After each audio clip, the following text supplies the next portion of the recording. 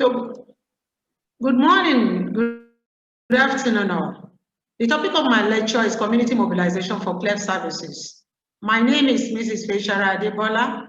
I'm the project coordinator, Grassroots Mile Initiative, Kano. My outline is as follows: introduction, definitions, method, results, recommendations, and conclusion. Nigeria has a population of about 200 million people, and approximately 5,000 children are being born annually with cleft lip and palates. We also have about 180,000 adults with cleft lip and palate deformity. Constraints to cleft care in Nigeria. Cleft is not on the #1 priority list in Nigeria. Malaria, HIV and AIDS, respiratory tract infection are common causes of death. So also, cleft is not funded by the government. In government institutions in Nigeria, their rules and processes are too complicated. It is difficult to get things done, lots of delays. So also, if you look at the number of clefts that have been born and the number of adults who have not been able to access cleft surgery, you see that the number of competent surgeons to do cleft surgery is very low. So also, in hospitals where you have surgeons that can do cleft surgery, the poor state of the infrastructure does not allow for safe surgery. We also have issues with poverty, access to patients, and cultural and religious belief. Now, what is community? Community is a group of people who may be physically separated, but who are connected by other common characteristics, such as profession, we have the doctors and the nurses, interests, youth group or the elderly group. We also have ethnic origin, we have beliefs and values, culture and language. So in a community, you have families who relate with one another in their transaction, thus creating mutual advantages. You see that they live together, they work together, they learn together, and they pray together. That's what you see in a community. Now, what is community mobilization? Community mobilization is a capacity building process through which community, individuals, groups, or organizations plan, carry out, and evaluate activities on a participatory and sustained basis to improve their health and other needs, either on their own initiative or stimulated by others. That is community mobilization. Is developing skills, developing ability, developing expertise of the people of the community, so that on their own they can plan, they can implement what they have planned, and evaluate activities, but they do it in a participatory and sustained basis in order to improve their health or other needs on their own or stimulated by us outsiders. So also, the Joint United Nations Program on HIV and AIDS also describes community mobilization as a process whereby a group of people become aware of a shared concern or common need and decide to take action in order to create shared benefits. That is, community mobilization is a group of people in the community identifying a need and decide to sensitize the people of the community concerning that need. And they also set out on their own to address those needs in order to create shared benefits.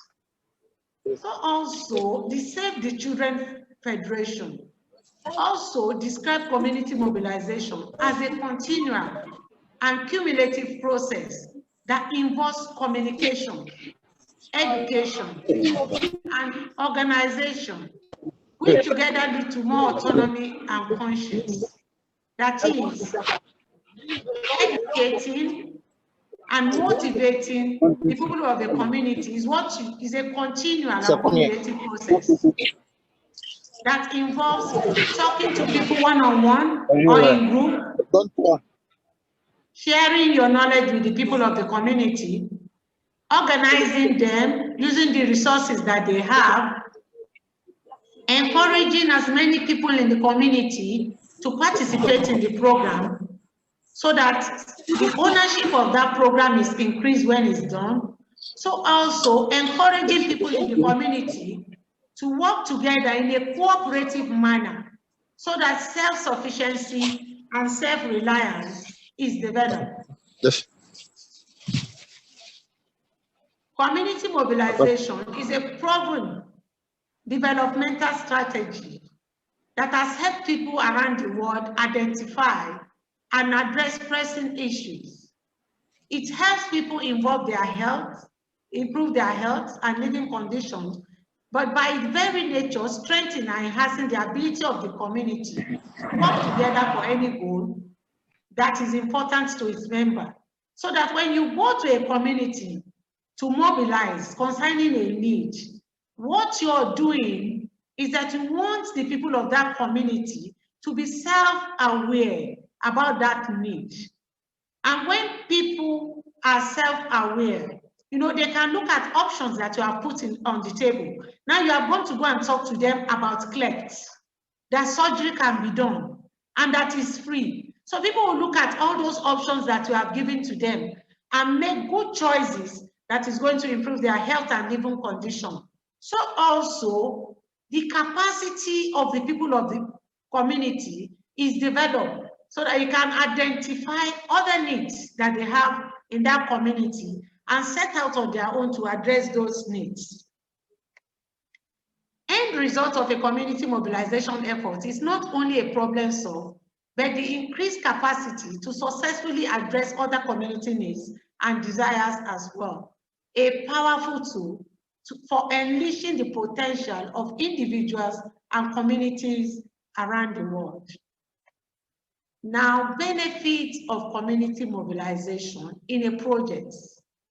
That is the benefit that you get in a project that is well planned, that is well implemented, that is well monitored, that is well evaluated. These are the benefits that you get. It increases community, individual, and group capacity to identify and satisfy their needs. It also improves program design, program quality, program results, and so also program evaluation. You know, it is cost-effective way to achieve sustainable results. Lastly, it increases community ownership of the program. Now, activities in community mobilization. You can also say steps in community mobilization. The first is carry out careful formative research to understand the community context and design the process. If you are going to a community to go and sensitize the people of the community concerning a need, in this case, Cleft. Now, what you're going to do is that, which community do you want to go to? How do you get to that community? Who are the people in that community? What do they do? What are their rules? What are their habits? What are their taboos? What are their customs? This information is key to the success of your program. The next thing you do is entering the community and establishing credibility and trust, raising community awareness about cleft deformity and services, and working with community leaders and others to meet and organize participation in cleft care. The next thing you do is to look for people who are going to introduce you to influential member of that community. That is, people that are respected in that community. We call them the gatekeepers, so that you can be accepted in that community. You're going to have a meeting with them. Tell them why you have come. You come to tell them about Cleft, that surgery can be done, and that surgery can be done free. You know, you're also going to ask them for permission to have a wider meeting with the people of the community. Now, when you're going to have meeting with the people of the community, make sure that the meeting you're going to have with them is very interactive. Go with your handbills. Make sure that every member of the community have your handbills, so that they can put a human face at what Cleft is. Now you're going to ask them if they've ever seen a Cleft patient before. What has been done concerning that Cleft patient. You're also going to ask them, what do they think about Cleft? Make sure you're going to ask as many members of the community as possible. Now, what have people told them about Cleft? These questions are very important so that you can address any misconception that they have about Cleft. The next thing you do is that you are now going to plan with the people of the community. That is, you're going to set goals concerning the program that you have, come to sensitize the people about. That is Cleft. And how do you do this? Now, in planning, what have you come to do? You've come to sensitize the people of the community about Cleft, that surgery can be done, and the surgery can be done free. Now, how do you want to do this? You are going to, go to the market, visit the markets, go to their health center. You're going to go to Modupe Park. You're going to go to open market. You're going to talk with the clerics. Now, when do you want to do this? Because you must have a timeline. Then lastly, who is going to do what? Which member of the community is going to do what? You're going to identify those that are working in the health sector so that they can help you to mobilize in the hospitals, those that are teachers so that they can help you mobilize in the schools, those that are drivers so that they can help you when you get to the motor park, those that are farmers so that they can help you when you get to the open market, and the clerics. Now, in planning, make sure that you're not dictating to the people of the community when you plan, because the people of the community, it is their community. They have their own way of doing things. They have their beliefs and practices. So it's not what you're just going to, go and dictate to them and change overnight. What you do is to continuously negotiate with them. You are there as a guide and not to dictate. The next thing you do is implementation of the community plan. That is carrying out what you have planned. And here you are going to allocate, human and material resources at every stage of the plan. And as you're carrying out the plan, you're going to have some members of your organization monitor the plan. That is, they are going to collect, information about activities, of the program and analyze. They are going to see if the plan is going on according to, how it's planned. If there are deviation, if there are gaps, it can easily be corrected at this point. Then lastly, you're going to evaluation of the program. Now that the program is over, you're going to, have you met the objective? If you have met the objective, you're going to scale up, move to other communities. But if you're not met the objective, what you do is to go back to your plan. Is there anything you need to improve on in your plan? You go back to your implementation. Is there anything you need to improve on? But from our own experience, during the monitoring stage, if it is discovered, that there are some of the, members of the community who are participating in the program that are not doing what they are supposed to do, and if it is discovered that these members are children or wife of the gatekeepers, and if you tried during the monitoring stage to remove them from the program, you're going to, because of the incentive that you are given, you are going to be met with hostility. So what we do, as we are asking the gatekeepers, to have for permission to have a wider meeting with the people of the community, we also ask them for permission to have some members of our staff in the community, doing door-to-door mobilization, telling people about Cleft and inviting them to that wider meeting. In a large forum like that, it is difficult for a gatekeeper to say, okay, I want to nominate my wife and my 4 children, or my friend's children. It's not going to be done in a forum like that. So that has to be noted. Then community action cycle. This is all we've been talking about. Prepare to mobilize, organize community for action, explore health issue and set priority, plan together with the people of the community, act together with the people of the community, evaluate together with the people of the community, prepare to scale up. The next is degree of community participation. That is level of participation of the people of the community in a program. All participation are not equal. The extent can be, can vary from minimal to complete ownership. If the number of people in a community that participate in a program increases, definitely when the program is done, the ownership of that program will increase. If you look at this diagram now, you see an increasing degree of participation from the low end of co-option to the upper end of collective action. Now, co-option, token involvement of local people, that is by the outsiders. Now, representatives are chosen, but have no real input or power. If you look at the next, the compliance, tasks are assigned with incentive. Outsiders decide agenda and direct the process in this case. The next is consultation. Local opinions are asked. Outsiders analyze and decide on a course of action. Cooperation. Local people work together with outsiders to determine priorities. Responsibilities remain with outsiders for directing the process. Co-learning. Local people and outsiders share their knowledge to create new understanding.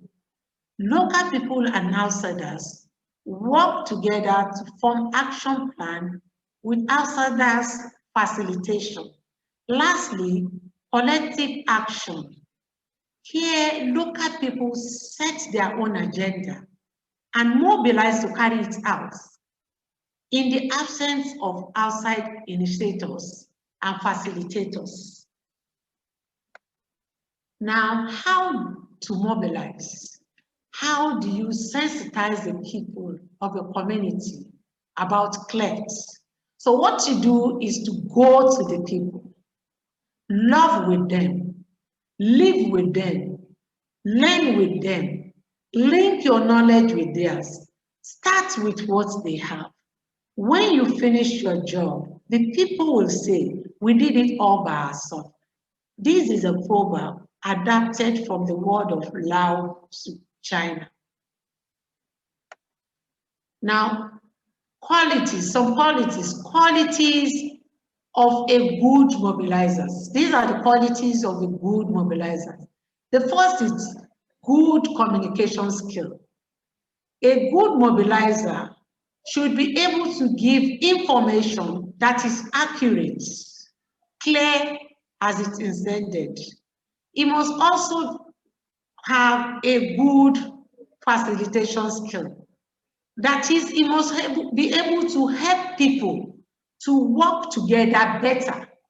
He must be able to understand their common objective, work with them to actualize that objective, in meetings and in discussion by being neutral. He must also be a good listener. Listening skill is a good communication tool. It is a building block for success. When a mobilizer goes to a community and can completely focus on what the people of the community has to say, he understands their message, he's thoughtful about it, is able to show empathy, it builds commitment with the mobilizers and the people of the community. It also builds trust. A good mobilizer should also be somebody that is committed. He must also be a good decision maker. That is, when he goes to a community, he must be able to identify opportunities and threats and find way to tackle it, in such a way that his organization is not affected. He must be somebody that is active. He must also have negotiation skill. When we have surgery, you can have about 3, 4, 5 of our mobilizers. They come with patients from the rural area. Most of our patients, we have a lot of them who have never come to the city.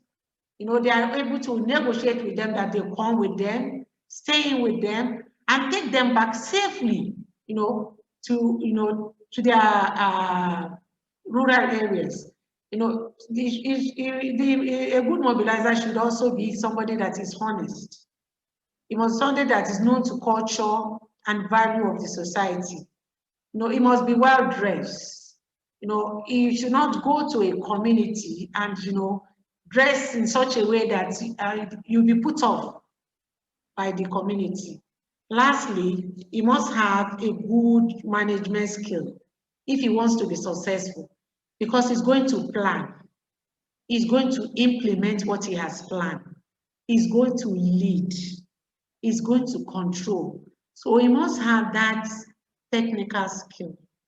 He must have that human relations skill. He must have conceptual skill. Almost all these qualities can be learned or improved upon. And if anything can be learned, it can be taught. A lot of our mobilizers, when they joined our organization, they are very shy. But I'm amazed, at their confidence and their boldness now when they give talks about Cleft, a large gathering. Effective linkages. No man is an island, so is our community. We need to find other linkages for the community activities. Who or what groups should the community link? How can this community support the community?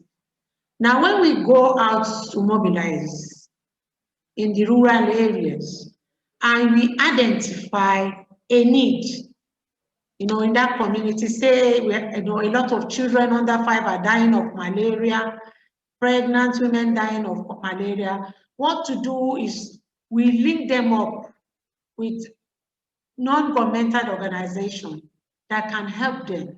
So as we go out to different communities, it is also very important that you link up with communities that are doing a lot of good work that can be of help to the community, so that if you identify any need in the community, you can easily link them up with those organizations. Relationship assessment. That is, identify all organizations or groups with whom the community have had significant working relationships and potentially to have relationships. Rank this relationship in order of importance in relation to the organization's performance and the ability. This you can do with questionnaires, so that you can know the impacts, of organizations that have, worked with those with the community. You can know the impact of those programs that they've done in the community, and it will also help you to, to understand the people of the community below. Now, community mobilization. Now, this is the outside group coming to the community, coming to build capacity in the community. I have the outsiders and the people of the community participating, to mobilize, to empower the people of the community. The people of the community are the most valuable assets that the people of the community has. And these are also linkages, people like organizations that you can link up with the communities so that they can help the people of the community. Now, community mobilizations are factors. These are activities, that every organization should make sure that they put into practice. Program staff, they must have program staff, like the coordinators, team of facilitators, They must also have trainers, transport budgets, which is very important, for patients, also for your mobilizers, budget for developing training and education materials, media budgets, training budget as well. Just this Friday, we have a training workshop for about 140 local birth attendants, considering the fact that majority of our patients are from rural areas, from poor economic background. Lastly, other direct costs associated with office expenses. Now, this is what we did in our organization. An awareness campaign team was constituted and managed by the project coordinator. Awareness campaign materials in local language were developed both for radio and print. Communities to be visited and gatekeepers of those places were identified. Lastly, other key stakeholders that can support the mobilization efforts were also identified. Now, areas visited in each local government. If we go to every local government, these are the areas of interest.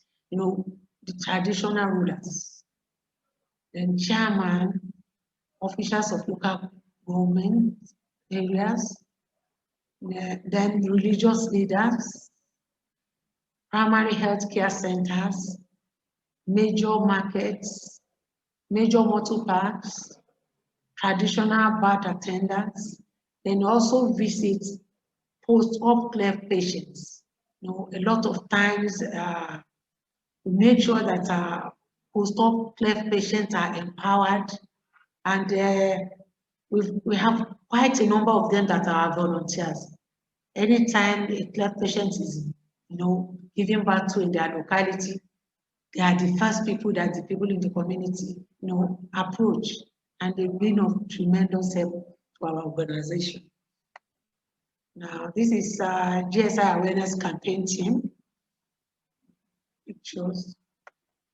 And late Amy Obrano, community leaders, and Professor Adebola is our community leaders. And each time we go to any community, we have meeting with them. We talk to them about Cleft. We also talk to them about, we also give oral health talk. We go with mobile dental chairs. We do free scaling and polishing for them, so that if we go to their communities, they already know us. GSI t-shirt and face cap. This is a must-have for any organization. When you go out to mobilize and all your staff, they're in their t-shirt and face cap, you draw attention to yourself. You see a lot of people in the community walking up to you. They want to know why you have come to their community. It is a good, way to mobilize. GSI handbills and posters. We have them in English and the local language. This is GSI radio adverts in the local language. We also have them in English as well. GSI coordinator in one of the primary health centers. GSI team and staff of primary health center. Nursing mothers at a primary health center. We go on immunization day to go and give talk to mothers on Cleft. Village head with some children. These are village head with children. We go to village, we make sure that we put our posters, the village head houses, and we try and look for as many children as possible. We give them our handbills, because children know all the houses where Cleft patients are.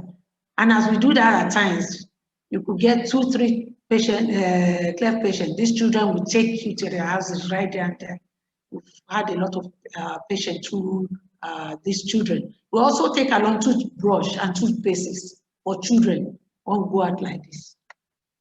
GSI team at markets. We go to open markets. This is open markets to go and give talks. Now, this is at the motor park. We have posters like this in different motor parks. We are in partnership with drivers. Drivers know that they bring Cleft patients to us anywhere. We give them transport money and we tell them when to come. And take the patients after surgery or when they come for review. And we also give them some intensive when they bring patients, apart from the transport fare. Chairs and handbills. The market, these are the motor parks. This is our Cleft patient where they were discharged. And here we're having a get-together party for patients that we had surgery for. Results. 7 states, Kano, Jigawa, Bauchi, Yobe, Niger, Kaduna, and Katsina states are our primary targets. Only about 25% of the local government areas have been visited by the awareness team. 3,500 patients have been seen so far. 2,673 cleft surgeries have been done since inception in September 2008. Collaboration has been made with the WHO World Managers for Mobilization, Traditional Birth Attendants, and Nigerian Union of Road Transport Workers. Recommendations. Treatment partners should constitute an awareness team headed by a coordinator. Appropriate budgeting for community mobilization should be made. Training of coordinators on effective community mobilization should be organized by SMILE Train. In conclusion, community participation does not happen by itself. It must be stimulated, encouraged, and facilitated. The community mobilization process usually does not occur spontaneously. It must be guided by effective organizers and leaders. The process depends on cooperation among a variety of agencies, groups, and individuals, cutting through denial and apathy, as well as managing interorganizational suspicion and conflict. The process leads to changes in awareness, understanding, and improved response to the problem of cleft.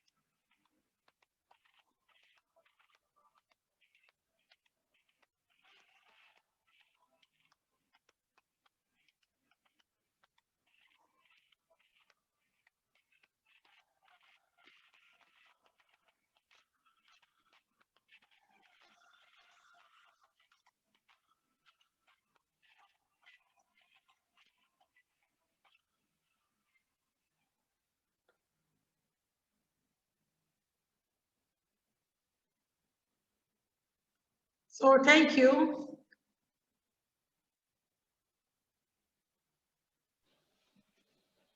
Thank you very much, Mrs. Adebola, for taking us through this great presentation.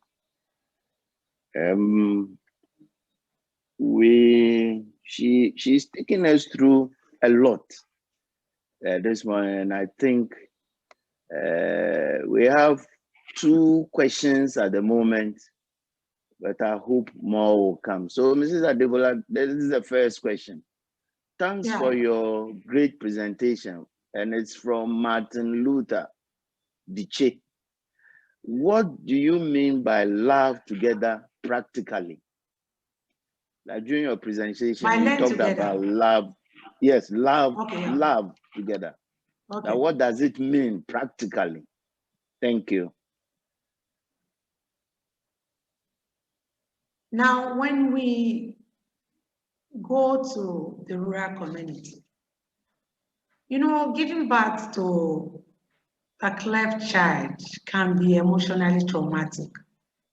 And when we meet with these cleft parents, we try as much as possible to relieve them, from, the burden, what they are going through. We share what they are going through with them. Showing them, concern, showing them that we love them, showing them that, they are in safe hand, reassuring them. That is showing them, that is what I meant by that. Because they need reassurance when they come. So that is reassuring them from time to time that it is well and that they are in safe hand. So trying to relieve them of their body. Okay, thank you very much. I'm just encouraging others who also have questions to touch the Q&A button and send in their questions. There is a second one from Martin Luther, the same person. And the question says, one particularity of Cleft care is the fact that cases live in villages which are not close to each other. How do you think one can deal with long distance between communities the patients belong to? Because they are not together. Yes. Says they live in our own distance. case. Yeah. Now, please what we do, like my organization, we have 15 mobilizers in 7 states, and we have about 30 volunteers in different communities that have been trained, to work with us. So you need to have, that's why you need to have mobilizers that can help you in those communities. In mobilizers that are stationed in communities, in those rural communities, because it's very, very difficult. You cannot be going from the city to the rural communities all the time to attend to them. You need to have mobilizers in those communities that are working for your organization, so that they know what to do and help you in those areas. Okay. Thank you very much. Just to let you know, there are a lot of comments on the general chat page where people are congratulating you for an excellent presentation. So this is for your information. I have a question. Yeah. I know community mobilization usually means going to the community, but sometimes do communities contact you? That we've heard about you, you do this, we think we have similar issues, so please come. Yes, community contact us. Okay. And what form does it take? No, there are times when community contacts us, that they have 5 Cleft patients in their community, or they have 10. There's a community that contacted us, they had about 10, and they contacted us, and we worked with them. Yeah. Okay, good. Another one here, but no name. That's another question. And it says, what advice do you have for healthcare professionals who feel too elite, into brackets, too elite to go to their communities? What advice do you have for such healthcare workers? Thank you. Now, if with Cleft, considering the fact that majority of our patients, they are from very poor economic background and they are in the local areas. So if we don't go to them, definitely we cannot get to help them. They are very few in the city. So most of them, from our own experience, they are in the rural areas. And if we don't go to the rural areas, definitely we'll not be able to help these people. So it is very, very important that, every organization, as much as possible, have, a mobilization team, that goes to the community, to go and look for these people. You have to go and look for them. If you don't go and look for them, then majority of them will live their life like that, because they are hungry and Cleft is not on the table. They are thinking about what they are going to eat. The Cleft is not of concern to a lot of them. Okay, thank you very much for that. I have another question. From your lecture, you can tell that a lot goes into somebody who is a community mobilizer. Yeah. Are there courses, formal training for such individuals? Yeah, we do training, localized training? No, we organize training for our staff. Okay. We organize training for our staff in community mobilization. Okay. And our mobilizers, apart from mobilizing, you know, they also have an idea about nutrition as well, because they are the first point of call in the community when a cleft child is born. So they know what to do. They know how to, you know, take care of a cleft patient as far as feeding and positioning and all that, and how to take them for immunization and all that. So it does not only stop, you know, with mobilization. They also, you know, because they are the first point of call, they have an idea about what to do, you know, about some of them have weighing scale in their houses. So they can weigh the children and babies and tell me, oh, this baby is 2 kg, this baby is 1.5, you know, when should we bring the baby to the hospital and all that? No, that's okay. They know how to mix baby formula if the mother has no breast milk, and make sure that, you know, the baby is kept alive. So it's more than mobilization. We train them in other aspects as well. Thank you very much. Well, on Q&A, no question, but I have one more. I hope you don't mind. No problem. And I hope the others are not considering me like I've hijacked the Q&A session. But my last question is, we all know about the current issue we are battling with, COVID-19. Yeah. And we are even being told that there's a second wave on the way, and has hit some places already. Has this in general affected your activities? And how do you think you can go about it in a view of this, which people say is not leaving us soon? We know one day we'll overcome it, but until we do, what do you think we should do in our activities?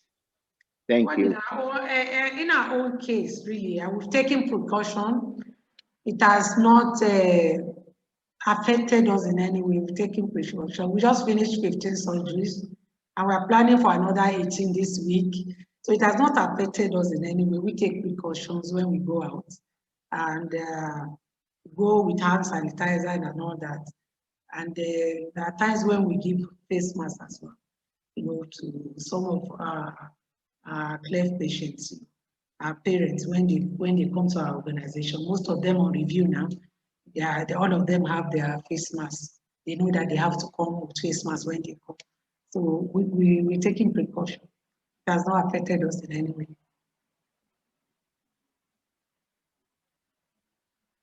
Thank you very much, Mrs. Adebola, for your wonderful lecture.